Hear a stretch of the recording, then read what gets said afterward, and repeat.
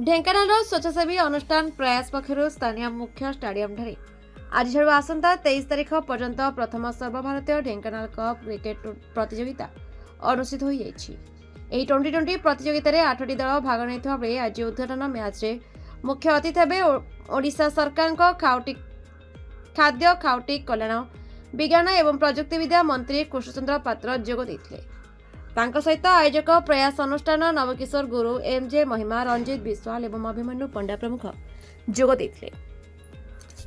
प्रतियोगितार उद्घाटनी match Rameshwar sporting Dhenkanal एवं CL Kalikata मध्य अनुष्ठित होइतिला।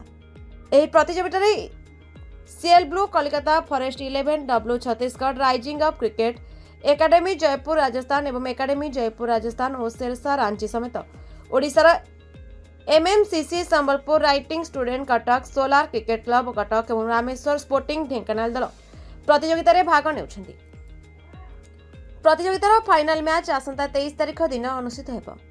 एही प्रतियोगिता रे चैंपियन दल को प्रतियोगिता पई 1 लाख टंका नगद अर्थ पुरस्कार सहित 2 ग्राम सोना जॉइन एवं रनर्स अप दल को नगद 75,000 टंका एवं ट्रॉफी प्रदान कराଯିबो।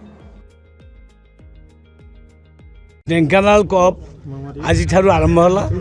ये गोटे माने सर्वभारतीय गेम बोली धरिया पड़ो कहीं विभिन्न राज्य प्लेयर मैंने आसुँच। आज कलिकता खेल वेस्ट बेंगल आड़शा भितर आज खेल हम बड़ माने चित्ताकर्षक खेल हम मोर विश्वास अच्छी।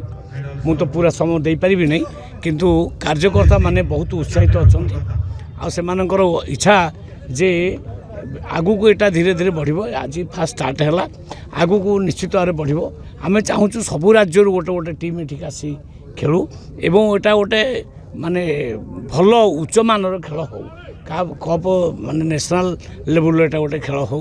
तेणु भल प्लेयर मान इच्छा जहाँ से आसे करेंगे। आम युव मोर्चार विशेषकर पिला माने आ प्रयास जो अनुष्ठान जो सामाजिक कार्य करुच्चे से माने मिसिक एटा करुछन। Dhenkanal Deepak Ranjan Mishra report the Republic Odisha 24 news.